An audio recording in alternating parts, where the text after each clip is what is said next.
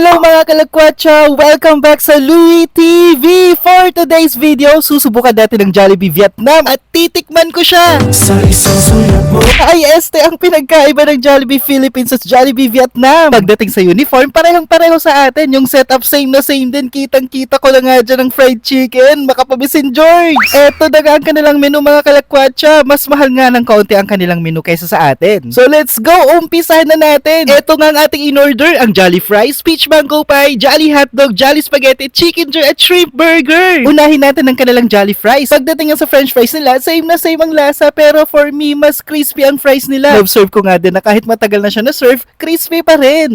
So Jolly Hotdog naman, same na same din ang lasa mga kalakwatsa. Kahit iba yung cheese na ginamit, medyo half-cooked nga lang yung hotdog. Hindi ko sure kung ganun talagang luto nila o nagkataon lang. Next, ang Chicken Joy. Eto na nga, andito na tayo sa exciting part. Kung titignan, same na same sa itsura, pero sa lasa, same crispy at juiciness tulad ng Chicken Joy natin dito sa Pilipinas. Pero matabang, hindi siya masyadong matapang yung flavor ng Chicken Joy. Pansin ko nga lang, hindi masyado mahilig sa salty food ang Vietnamese. Hindi din gravy ang gamit nila sa kanilang Chicken Joy, kundi ketchup or sweet chili sauce.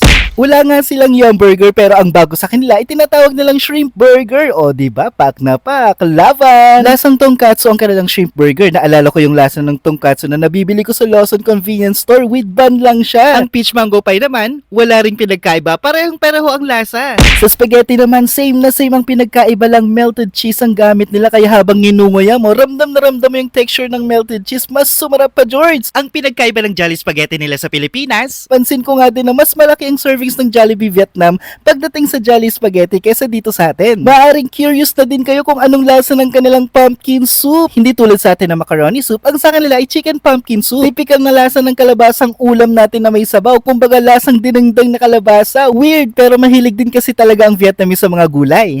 At yun na nga ang ating food review sa Jollibee Vietnam. Abangan pa ninyo mga kalakwatsa ang susunod pa nating adventure sa Vietnam. Salamat sa panonood.